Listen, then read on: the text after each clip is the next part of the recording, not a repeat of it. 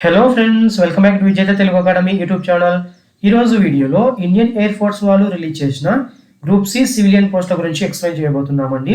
ఇందులో మొత్తంగా 197 vacancies release చేశారు. ఇది కూడా వివిధ రకాల వేకెన్సీస్ ఉన్నాయండి. ఇందులో 10th క్లాస్ చదివిన వారి దగ్గర నుంచి గ్రాడ్యుయేషన్ చదివిన వారి దగ్గర వరకు అందరినీ ఆల్ ఇండియా మేల్ అండ్ ఫీమేల్ను అప్లై చేసుకోవడానికి అవకాశం కల్పించారు.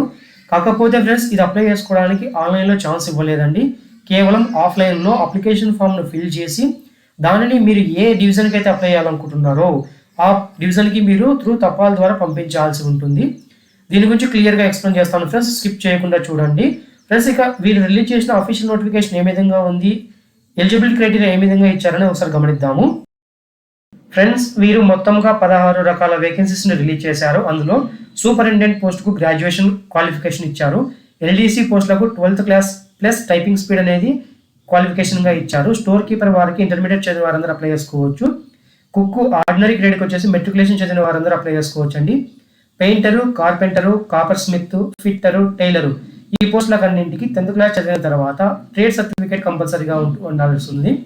AC mechanic, house keeping staff, mess staff, MTS, tradesmen, laundrymen ఈ పోస్టులకు అన్నింటికి 10th క్లాస్ ఎలిజిబిలిటీ ఇచ్చారు. హిందీ టైపింగ్కు 12th క్లాస్ తర్వాత టైపింగ్ అనేది కంపల్సరీగా ఉండాల్సి వస్తుందని ఈ పోస్టులకు అప్లై చేసుకోవాలనుకున్న వారికి. ఫ్రెండ్స్, అఫీషియల్ నోటిఫికేషన్ ఈ విధంగా రిలీజ్ చేశారండి. Direct recruitment of group C civilian post in IIF Indian Air Force. ఇది మొత్తంగా ఎయిర్ ఫోర్స్ స్టేషన్స్ ఎక్కడైతే ఉన్నాయో వాటి గురించి క్లియర్గా ఇచ్చారు, ఏ ఏ పోస్టులు ఎక్కడెక్కడ ఉన్నాయని. ఇందులో హెడ్ క్వార్టర్ మెయింటెనెన్స్ కమాండెంట్ ఐఐఎఫ్లో 153 పోస్టులు ఉన్నాయి. హెడ్ క్వార్టర్ ఈస్టర్న్ ఎయిర్ కమాండెంట్లో ఇక్కడ హెడ్ క్వార్టర్ ఈస్టర్న్ ఎయిర్ కమాండెంట్లో మొత్తంగా 32 వేకెన్సీస్ ఉన్నాయి. సదరన్ కమాండెంట్లో 11, ఇండిపెండెన్స్ యూనిట్లో 1 ఉన్నాయండి. మీరు అప్లై చేసుకునే టైంలో 1-2 సార్లు చెక్ చేసుకోండి ఫ్రెండ్స్. ఇక్కడ నేను ఒక ఎగ్జాంపుల్ చూపిస్తాను. ఒకవేళ మీరు ఈ హెడ్ క్వార్టర్ మెయింటెనెన్స్ కమాండెంట్ ఐఏఎఫ్కి అప్లై చేయాలనుకున్నారనుకోండి, మీరు ఈ పోస్ట్కి కుక్కుకి అప్లై చేసాము అనుకుందాం. ఎగ్జాంపుల్గా ఒక పోస్ట్ ఉంది కదా, ఇది అన్రిజర్వ్ వాళ్ళకి రిజర్వ్ చేశారు. ఫ్రెండ్స్, నేను దీని గురించి ఎక్స్ప్లెయిన్ చేయాలంటే చాలా లెంత్ అవుతుంది కాబట్టి నేను స్కిప్ చేస్తున్నాను. ఎలా అంటే ఇక్కడ ఎన్నెన్ని వేకెన్సీస్ ఎవరెవరు ఏ కేటగిరీ వారికి రిజర్వ్ చేశారనేది నేను స్కిప్ చేస్తాను. కాకపోతే ఏ పోస్టల్ అడ్రస్కి మీరు పంపించాలి అనే దాని గురించి నేను క్లియర్గా ఎక్స్ప్లెయిన్ చేస్తాను. దాన్ని బట్టి మీరు ఏ పోస్ట్కి అప్లై చేయాలనుకుంటున్నారో దాని బేస్ మీద మీరు అప్లై చేసుకోవాల్సి ఉంటుంది. అది చూపిస్తాను ఇక్కడే. నేను ఎగ్జాంపుల్ కోసము కుక్కు పోస్ట్కి అప్లై చేద్దాం అనుకుంటున్నాను. అది కూడా ఇక్కడ ఉంది కదా, CO head quarter MCU air force Vayusena Nagar Nagpur. ఈ అడ్రస్కి నేను అప్లై చేయాలనుకుంటున్నాను అనుకుందాము. మీరు ఇక్కడ అప్లికేషన్ ఫామ్లో కుక్ అని రాసి మీరు పంపించాలన్న అడ్రస్ ఏంటంటే ఈ అడ్రస్ అండి. అక్కడ ఏ యూనిట్కి అయితే అప్లై చేయాలనుకుంటారో ఆ యూనిట్ అడ్రస్కి మీరు ఈ application form along with application form మీ సపోర్టింగ్ డాక్యుమెంట్స్ అన్నింటిని పెట్టి ఈ అడ్రస్కి మీరు పంపించాల్సి వస్తుంది. ఏ పోస్ట్కి అప్లై చేయాలనుకుంటున్నారో వాటిని అన్నింటిని మీరు చెక్ చేసుకోండి, తరోగా చెక్ చేసుకొని దాని ప్రకారంగా మీరు ఏ స్టేషన్కి అయితే అప్లై చేయాలనుకుంటున్నారో ఆ స్టేషన్ పేరు మీరు అడ్రస్గా మీరు పంపించాల్సి ఉంటుంది. ఇలాగ ఫ్రెండ్స్, ప్రతి ఒక్క దానిని ఎక్స్ప్లెయిన్ చేయాలంటే లెంత్ అవుతుంది కాబట్టి నేను స్కిప్ చేస్తున్నాను. చాలా వరకు ఇచ్చారు, మొత్తంగా 197 వేకెన్సీస్ కాబట్టి ప్రతి ఒక్క దాన్ని ఎక్స్ప్లెయిన్ చేయడం అంటే కష్టం అవుతుంది ఇక్కడ. దానికోసం అని నేను స్కిప్ చేస్తున్నాను. కాకపోతే ఫ్రెండ్స్, మీరు చెక్ చేసుకోండి మీ క్యాస్ట్ వైజ్గా, మీ కేటగిరీ వైజ్గా మీరు ఏ పోస్ట్కి అప్లై చేయాలనుకుంటున్నారో మూడింటిని చెక్ చేసుకొని మీకు వేకెన్సీ ఉందా లేదా అని చెక్ చేసుకొని ఆ వేకెన్సీ ప్రకారంగానే అప్లై చేసుకోండి. ఫ్రెండ్స్, ఈ పోస్టులకు అన్నింటికి ఏజ్ లిమిట్ వచ్చేసి 18 సంవత్సరాల నుంచి 25 సంవత్సరాల మధ్య ఉన్న వారందరూ అప్లై చేసుకోవడానికి అవకాశం కల్పించారు. ఏజ్ రిలాక్సేషన్ ఓబీసీ వారికి 3 సంవత్సరాలు, ఎస్సీ ఎస్టీ వారికి 5 సంవత్సరాలు, ఫిజికల్లీ హ్యాండిక్యాప్డ్ పర్సన్స్కి 10 సంవత్సరాలు, ఎక్స్ సర్వీస్ మెన్ అయితే కనీసం 6 సంవత్సరాలు వర్కింగ్ చేసి ఉంటేనే ఎక్స్ సర్వీస్ మెన్ కింద కన్సిడర్ చేస్తారు. వారికి మరో 3 సంవత్సరాలు ఎక్స్ట్రా ఏజ్ రిలాక్సేషన్ ఇస్తారండి. కాకపోతే ఎస్సీ ఎస్టీ ఓబీసీ క్యాండిడేట్స్ ఎవరైనా సరే అన్రిజర్వ్డ్ పోస్టులకు అప్లై చేసుకుంటే మీరు మీ క్యాష్ను క్లెయిమ్ చేసుకోవడానికి ఉండదు. కేవలం మీరు అన్రిజర్వ్డ్ కిందనే అప్లై చేసుకోవాల్సి ఉంటుంది. దీనికంటూ మీరు మీ క్యాస్ట్ సర్టిఫికేట్ను కూడా అటాచ్మెంట్ చేయాల్సిన అవసరం లేదు మీరు అన్రిజర్వ్డ్ కింద అప్లై చేస్తే. కానీ మీరు ఎస్సీ ఎస్టీ ఓబీసీ కేటగిరీ కింద అప్లై చేస్తే ఖచ్చితంగా మీరు మీ క్యాస్ట్ సర్టిఫికేట్ను అలాంగ్ విత్ అప్లికేషన్ ఫామ్తో పాటుగా జత చేసి పంపించాల్సి ఉంటుంది. ఒకవేళ డిపార్ట్మెంటల్ ఎంప్లాయీస్ ఎవరైనా ఐఏఎఫ్లో వర్క్ చేస్తున్న డిపార్ట్మెంటల్ ఎంప్లాయీస్ ఎవరైనా అప్లై చేయాలనుకున్నట్లయితే అన్రిజర్వ్డ్ వాళ్ళకు 40 సంవత్సరాలు, ఓబీసీ వారికి 43 సంవత్సరాలు, ఎస్సీ ఎస్టీ వారికి 45 సంవత్సరాల వరకు మాక్సిమం ఏజ్ లిమిట్ అనేది ఇచ్చారు. ఫ్రెండ్స్, ఎడ్యుకేషన్ క్వాలిఫికేషన్ గమనిస్తే మీరు సూపరింటెండెంట్ పోస్టుకు గ్రాడ్యుయేషన్ ఇచ్చారు కదా, గ్రాడ్యుయేషన్తో పాటుగా మీరు స్టోర్స్ మరియు అకౌంట్స్లో హ్యాండ్లింగ్ ఎక్స్పీరియన్స్ ఉన్న వారందరూ అప్లై చేసుకోవాలని చెప్తున్నారు. ఎక్స్పీరియన్స్ ఇచ్చారండి. ఇక్కడ ఎన్ని సంవత్సరాల ఎక్స్పీరియన్స్ ఇవ్వలేదు కాబట్టి మినిమంగా మీకు 6 months నుంచి 1 year ఎక్స్పీరియన్స్ పెట్టడానికి ట్రై చేయండి. అలాంటి వారు మాత్రం అప్లై చేసుకోవడానికి ట్రై చేయండి. ఎందుకంటే మీకన్నా ఎక్స్పీరియన్స్ ఎక్కువ ఉన్న వారికి ఈ జాబ్లు ఇస్తే మీరు వేస్ట్ అవుతుంది కదా, కాబట్టి అట్లీస్ట్ 6 months నుంచి 1 year ఎక్స్పీరియన్స్ ఉన్నట్లయితేనే పెట్టండి. లోయర్ డివిజనల్ క్లర్క్కి అయితే ఇంటర్మీడియట్ పాస్ అయిన వారందరూ అప్లై చేసుకోవచ్చు. టైపింగ్ స్పీడ్ మినిమం 35 words ఇంగ్లీష్లో లేదా 30 words per minute ఇన్ హిందీలో టైప్ చేసే విధంగా, అది కూడా కంప్యూటర్లోనే టెస్ట్ ఉంటుందండి. వీరికి స్కిల్ టెస్ట్ అనేది ఉంటుంది. ఖచ్చితంగా మీరు స్కిల్ టెస్ట్ క్వాలిఫై అవ్వాల్సి ఉంటుంది, గుర్తుంచుకోండి. స్టోర్ కీపర్ పోస్టులోకి ఇంటర్మీడియట్ లేదా ఈక్వలెంట్ పోస్టులు, ఈక్వలెంట్ ఎడ్యుకేషన్ క్వాలిఫికేషన్ ఉన్న వారందరూ అప్లై చేసుకోవచ్చు. వీరు కూడా ఎక్స్పీరియన్స్ అవసరం అవుతుంది. స్టోర్స్ మరియు కీపింగ్ అకౌంట్స్, స్టోర్స్ను మెయింటైన్ చేయడం, స్టోర్స్కు సంబంధించిన అకౌంట్స్ను హ్యాండ్లింగ్ చేయడం అనేది ఖచ్చితంగా మీకు ఎక్స్పీరియన్స్ ఉండాలి. అది కూడా 6 months నుంచి 1 year ఎక్స్పీరియన్స్ ఉండేలాగా పెట్టుకోండి.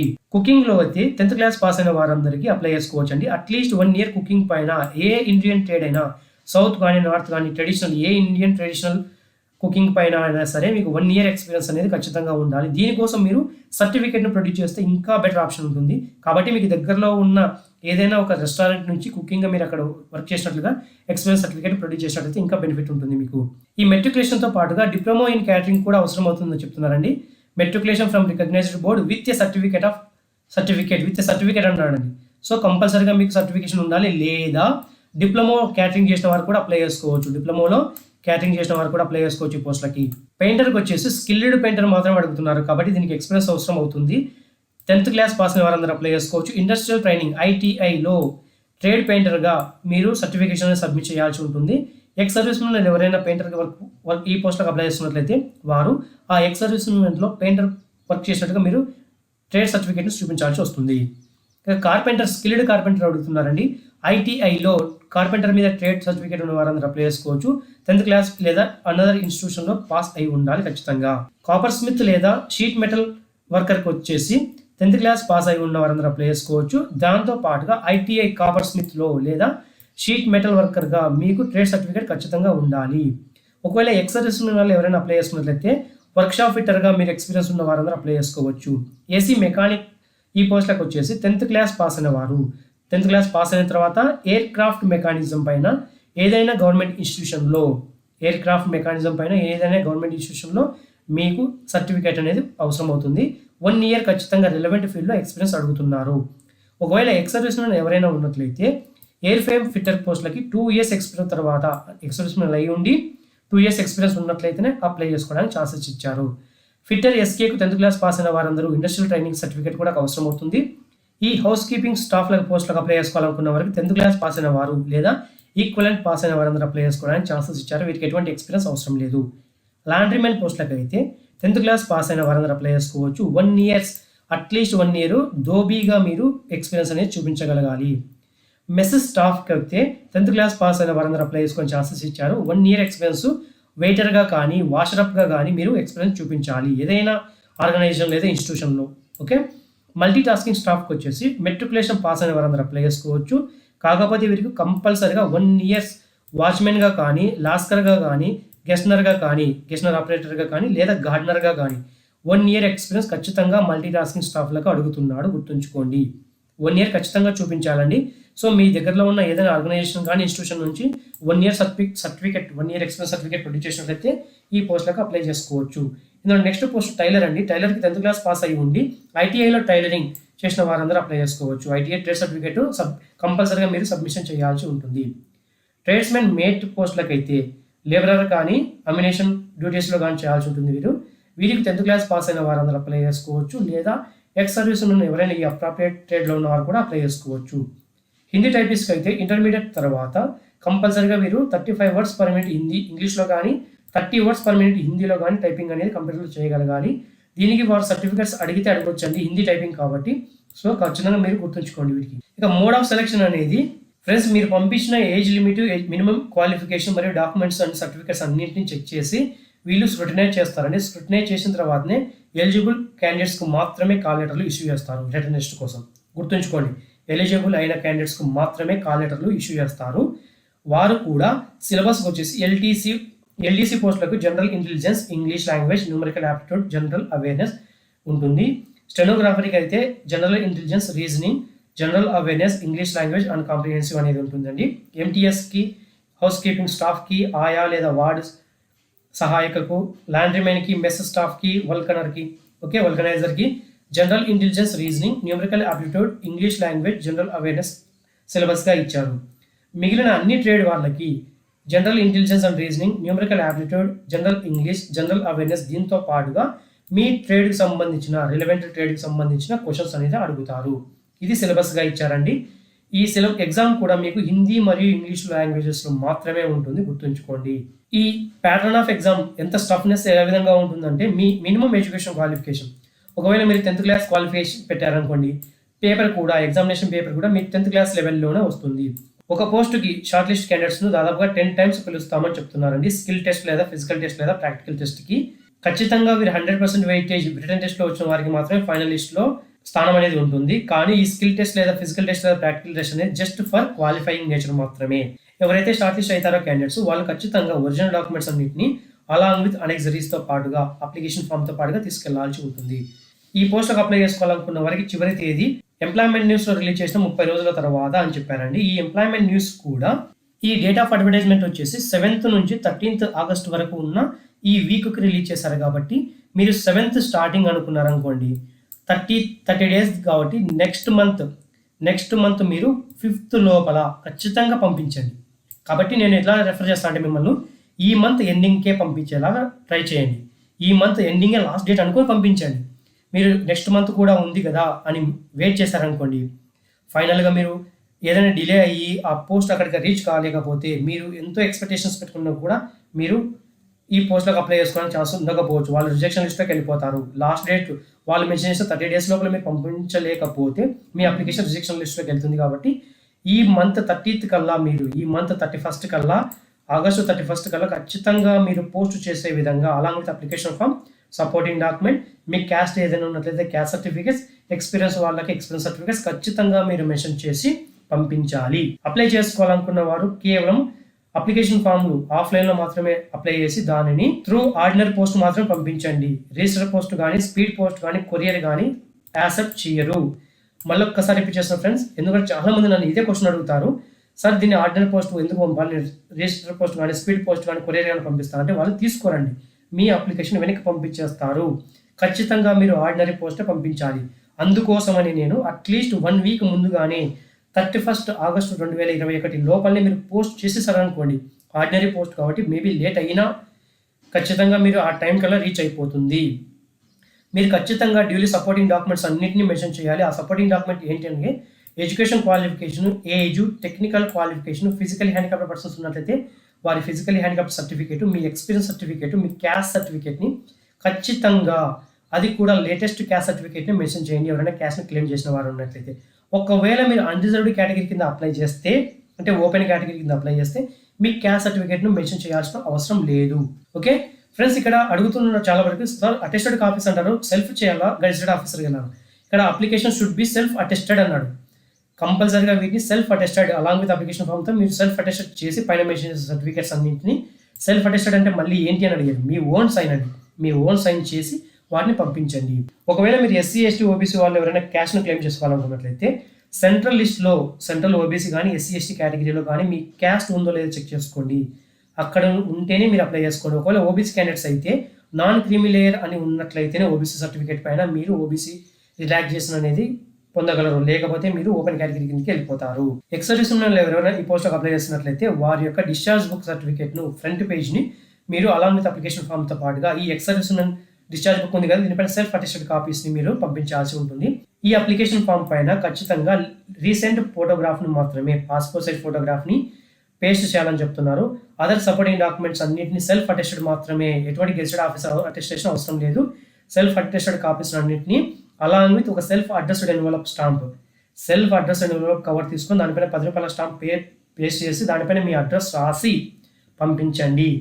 ఈ అడ్రస్ కూడా హిందీ లేదా ఇంగ్లీష్లో మాత్రమే ఉండేలాగా ట్రై చేయండి, తెలుగులో రాయొద్దు.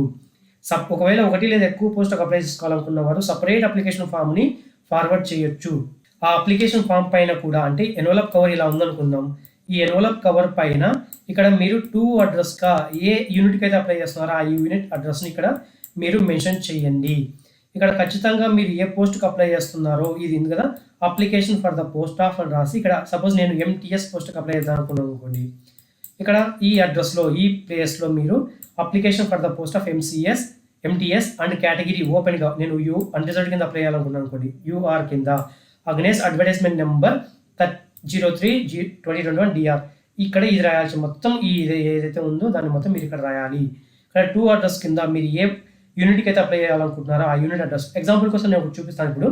ఫర్ సపోజ్ నేను ఐఏఎఫ్ ఎయిర్ కమాండింగ్ అయిన పూణేలోకి అప్లై చేయాలనుకున్నాను అనుకోండి, ఎంటీఎస్ పోస్ట్కి అప్లై చేయాలనుకున్నట్లయితే ఈ అడ్రస్ ఏదైతే ఉందో C admin O air force station Lohegaon Pune MH 411032 ఈ అడ్రస్ ఉంది కదా, ఈ అడ్రస్ని మీరు ఇక్కడ 2 అడ్రస్గా మీరు రాయాల్సి ఉంటుంది. ఇక్కడ మీ ఫ్రమ్ అడ్రస్ రాయాలండి, మీ ఓన్ అడ్రస్ ఇక్కడ రాయండి. ఇది ఫైనల్గా ఉన్న ఎన్వలప్ కవర్ అండి. ఈ ఎన్వలప్ కవర్లో మీరు మీ అప్లికేషన్ ఫామ్ని, మీ అదర్ రిలవెంట్ డాక్యుమెంట్స్ని, ఓకే, మీ అప్లికేషన్ ఫాము, మీ అదర్ రిలవెంట్ డాక్యుమెంట్స్ ఒక ఎన్వలప్ కవర్. ఈ ఎన్వలప్ కవర్ పైన ఇక్కడ 2 అడ్రస్గా మీ అడ్రస్ రాయండి. దీనిపైన 10 రూపాయల స్టాంప్ ఇక్కడ అతికించి మీ అడ్రస్ రాసి దీనిని అప్లికేషన్ ఫాము, డాక్యుమెంట్స్, ఈ ఎన్వలప్ కవర్ మూడింటిని ఈ పెద్ద ఎన్వలప్ కవర్లో పెట్టి పంపించాల్సి ఉంటుంది. దీంతో పాటుగా మీరు 2 పాస్పోర్ట్ సైజ్ ఫోటోలను ఎక్స్ట్రాగా పంపించండి. అప్లికేషన్ ఫామ్తో అతికించిన పాస్పోర్ట్ సైజ్ ఫోటోనే కాకోకుండా మరో 2 ఎక్స్ట్రా ఫోటోలు ఇక్కడ క్లియర్గా ఇచ్చారండి. 2 పాస్పోర్ట్ సైజ్ ఫోటోగ్రాఫ్లని అప్లికేషన్ ఫామ్తో కాకోకుండా అప్లికేషన్ ఫామ్లో ఏదైతే అఫిక్స్ చేస్తారో సేమ్ ఉండాలి. 2 ఫోటోలను మీరు పంపించాల్సి ఉంటుంది. మీ అప్లికేషన్ ఫాము, మీ డాక్యుమెంట్స్, ఎడ్యుకేషన్ క్వాలిఫికేషన్ డాక్యుమెంట్స్ అన్నింటినీ ప్లస్ మీ ఒక ఎక్స్ట్రా ఎన్వలప్ కవర్ను పెట్టి పంపించండి. ఫ్రెండ్స్ ఇక్కడ ఒకటి అన్నారు కాబట్టి మీరు ఒకటే పెట్టొచ్చు, లేదు సార్ నేను ఇంకోటి పెడతాను సేఫ్ సైడ్గా అంటే 2 ఎన్వలప్ కవర్లను పెట్టి ఆ 2 ఎన్వలప్ కవర్ల పైన కూడా 10 రూపాయల స్టాంపులు అతికించి మీ 2 అడ్రస్ రాసి వీటి 3 అప్లికేషన్ ఫాము, మీ అదర్ డాక్యుమెంట్స్ అన్నీ ప్లస్ ఈ envelope cover plus 2 passport size photo అన్నింటినీ ఈ పెద్ద ఎన్వలప్ కవర్లో పెట్టి పంపించండి. ఫ్రెండ్స్ అప్లికేషన్ ఫామ్ ఈ విధంగా ఇచ్చారండి. దీనిని మీరు డౌన్లోడ్ చేసుకొని ఈ అప్లికేషన్ ఫామ్ను ఫిల్ చేయాల్సి ఉంటుంది. ఫ్రెండ్స్ దీని ఒక రెఫరెన్స్ కాపీని నేను కింద డిస్క్రిప్షన్లోనే మెన్షన్ చేస్తాను. నేను ఓన్గా టైప్ చేశానంటే టైప్ చేసిన అప్లికేషన్ ఫామ్ ఉంది. డైరెక్ట్గా మీరు దానిని కాపీ చేసుకొని చిన్న చిన్న మోడిఫికేషన్స్ అనేది ఉంటాయండి. ఆ మోడిఫికేషన్స్ మీరు చేసుకొని మీరు అప్లై చేయాల్సి ఉంటుంది. ఈ అప్లికేషన్ ఫామ్ను డైరెక్ట్గా పంపించవచ్చు. నేను టైప్ చేసిన అప్లికేషన్ ఫామ్ని మీకు రెఫరెన్స్ కోసం ఇస్తాను. దీనిని మీరు ఒకవేళ ప్రింట్ తీసుకున్నా సరే ఈ చిన్న అక్షరాలతో మీరు రాయలేరు కాబట్టి నేను ఓన్గా అప్లికేషన్ ఫామ్ని చేశాను. బై హ్యాండ్ మొత్తం టైప్ చేశాను. ఆ టైప్ చేసిన అప్లికేషన్ ఫామ్ మీకు ఇస్తాను. అందులో మీ పేరు, మీరు ఏ పోస్ట్కి అప్లై చేయాలనుకుంటారో అన్నింటినీ మార్చేయండి. కంప్లీట్గా మార్చి మీరు అప్లై చేసుకోండి. ఆ అప్లికేషన్ ఫామ్ని కూడా నేను ఆల్రెడీ చూపిస్తాను క్లియర్గా, స్కిప్ చేయకుండా చూడండి. ఏ పోస్ట్కి అప్లై చేసుకుంటున్నారో ఇక్కడ క్లర్క్కు నేను అప్లై చేయాలనుకుంటున్నాను కాబట్టి లోయర్ డివిజన్ క్లర్క్ రాశాను. నా పేరు అది కూడా ఎస్ఎస్సి మార్క్స్ మెమోలో ఉన్న పేరునే బ్లాక్ లెటర్స్లో అంటే ఇలా క్యాపిటల్ లెటర్లోనే రాయాలి. ఇది కూడా మీరు టైప్ చేయాలి కాబట్టి మొత్తం నేను ఫిల్ చేస్తాను, తర్వాత చెప్తాను దీని గురించి కంప్లీట్గా. ఫాదర్ నేమ్ అనేది మీ 10th క్లాస్ మెమోలో ఏ విధంగా ఉందో ఆ ఫాదర్ నేమ్నే రాయండి. మీ డేట్ ఆఫ్ బర్త్ ఏదైతే ఉందో అదే రాయండి. ఆన్లైన్లోకి వెళ్ళి ఏజ్ క్యాలిక్యులేటర్ ఓపెన్ చేస్తే మీరు starting date, closing date enter చేస్తే మీకు డేట్ ఎన్ని సంవత్సరాలు, ఎన్ని నెలలు, ఎన్ని డేస్ అని చూపిస్తుంది. మీ కరస్పాండింగ్ అడ్రస్ అంటే ప్రజెంట్ ఉన్న అడ్రస్ని కరస్పాండింగ్ అడ్రస్ అంటారండి. ఇందులో మీ హౌస్ నెంబరు, పోస్ట్ ఆఫీస్ నేము, స్టేటు, డిస్టిక్, పిన్ కోడ్ కంపల్సరీగా ఉండాలి. పిన్ కోడ్ ఉంటేనే ఈ అడ్రస్కి మీకు ఫర్దర్గా కమ్యూనికేషన్ చేయడానికి ఉంటుంది. మీ పర్మనెంట్ అడ్రస్ కొందరికి ఎలా ఉంటుందంటే ప్రజెంట్ అడ్రస్, పర్మనెంట్ అడ్రస్ డిఫరెంట్గా ఉంటుంది, కానీ కొందరికి సేమ్గా ఉంటాయి. సేమ్గా ఉన్న వాళ్ళకి సేమ్ కాపీ పేస్ట్ చేసుకోండి. డిఫరెంట్గా ఉన్న వాళ్ళు డిఫరెంట్గా టైప్ చేయండి. నేను జనరల్ కేటగిరీ కింద అప్లై చేయాలనే ఉద్దేశంతో జనరల్ క్యాస్ట్ని రాశాను. జనరల్ క్యాస్ట్ ఉన్నప్పుడు వారు అటాచ్మెంట్స్ ఏం అవసరం లేదండి. కానీ ఎస్సీ, ఎస్టీ, ఓబీసీ కేటగిరీ ఎవరైనా అప్లై చేస్తున్నట్లయితే వారి యొక్క క్యాస్ట్ సర్టిఫికేట్ను అటాచ్ చేయాల్సి ఉంటుంది. దానిపైన కూడా సెల్ఫ్ అటెస్టెడ్ చేయాలి. ఎడ్యుకేషన్ క్వాలిఫికేషన్ మెన్షన్ చేయాల్సి ఉంటుంది. 10th క్లాస్ వాళ్ళు 10th క్లాస్, ఇంటర్మీడియట్ వాళ్ళు ఇంటర్మీడియట్, గ్రాడ్యుయేషన్ వాళ్ళు గ్రాడ్యుయేషన్. ఎడ్యుకేషన్ క్వాలిఫికేషన్ ఏదైతే మెన్షన్ చేస్తారో దాని యొక్క సెల్ఫ్ అటెస్టెడ్ కాపీని మీరు మెన్షన్ చేయాల్సి ఉంటుంది. కేటగిరీ ఏ కేటగిరీ కింద అప్లై చేస్తాను, నేను జనరల్ అక్కడ పెట్టాను కాబట్టి క్యాస్ట్ జనరల్ కేటగిరీ కింద అప్లై చేసుకోవాలి. ఒకవేళ మీరు క్యాస్ట్ ఓబీసీ అయ్యింది జనరల్ కేటగిరీ కింద అప్లై చేస్తున్నారంటే ఇక్కడ జనరల్ రాయండి. ఓబీసీ అయ్యింది మీరు ఓబీసీ కింద అప్లై చేస్తున్నట్టయితే ఓబీసీ రాసుకోవచ్చు. కానీ మీరు ఏ కేటగిరీ కింద అప్లై చేస్తున్నారో ఆ caste certificate self attested copy పెట్టాల్సి వస్తుంది. టెక్నికల్ ట్రైనింగ్ లేదా ఎక్స్పీరియన్స్ ఉన్నట్లయితే ఎస్ఆర్నో అడుగుతుందండి. అంటే మీరు రాయొచ్చు ఇక్కడ ఎస్ ఎక్స్పీరియన్స్ ఉన్నట్లయితే ఎస్ పెడితే మీరు ఎన్ని సంవత్సరాల ఎక్స్పీరియన్స్ ఉందో పెట్టాలి. ఎక్కడ ఎక్స్పీరియన్స్ ఉంది కూడా రాయాలి. డొమికల్ అంటే మీ ప్లేస్ ఆఫ్ ప్రజెంట్ అండి. పర్మనెంట్గా మీరు ఎక్కడ ఉన్నారు ప్రజెంట్ అనేది మీ ప్లేస్ కాబట్టి నేను కర్నూలులో ఉన్నాను కాబట్టి కర్నూలు పెడుతున్నాను. ఈ డొమికల్ స్టేట్ సర్టిఫికేట్ని కూడా మీరు సెల్ఫ్ అటెస్టెడ్ కాపీ పెట్టాలి. ఇది ఆఫీస్ పర్పస్ రికార్డ్ ఉంది కదా, ఇది మీరు ఏమీ ఫిల్ చేయాల్సిన అవసరం లేదు. ఈ రిసిప్ట్ నెంబర్ కానీ, యాక్సెప్ట్ రిసిప్ట్ కానీ, ఇవి ఏది ఇండెక్స్ నెంబర్ కానీ, ఇది ఏది మీరు ఈ ఆఫీస్ పర్పస్ ఇది మీరేం చేయాల్సిన అవసరం లేదు. వాళ్ళే పంపిస్తారు. మీరు ఒకవేళ ఈ అక్నాలెడ్జ్మెంట్ పంపిస్తారు కదా, ఆ టైంలో ఈ కాపీని మొత్తం తీసుకుని వాళ్ళు మీకు రిటర్న్ పంపిస్తారండి. దానికోసం అనేది అంటే మీరు యాక్సెప్ట్ అయిందా, రిజెక్ట్ అయిందా, రిజెక్ట్ అయితే ఏ రీజన్ వల్ల రిజెక్ట్ అయింది కూడా ఇక్కడ మెన్షన్ చేస్తారు.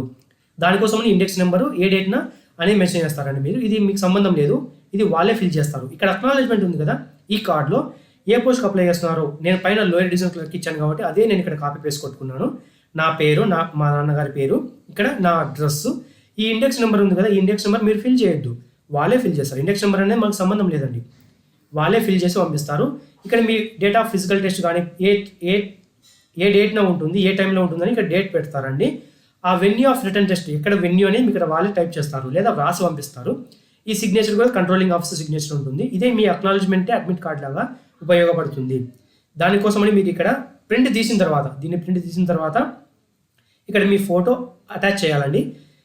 ఇక్కడ మళ్ళీ కూడా ఇంకో ఫోటో కూడా అటాచ్ చేయాలి. ఇక్కడ ఒక ఫోటో అటాచ్ చేయాలి. ఫోటో పైన ఇలా క్రాస్గా మీ పేరు ఏదైతే సైన్ ఉంటుంది కదా, ఇక్కడ ఈ సిగ్నేచర్ ఉంది, ఇదే సిగ్నేచర్ యాజ్ ఇట్ ఈస్గా ఇక్కడ క్రాస్గా ఫోటో పైన అడ్డంగా ఇలా మీరు సైన్ చేయాల్సి వస్తుంది. అది కూడా నేను చూపిస్తాను. ఒక ఫోటో పైన ఏ విధంగా సైన్ చేయాలి, ఎన్వలప్ కవర్ ఏ విధంగా టైప్ చేయాలి అనేది కూడా నేను చూపిస్తాను.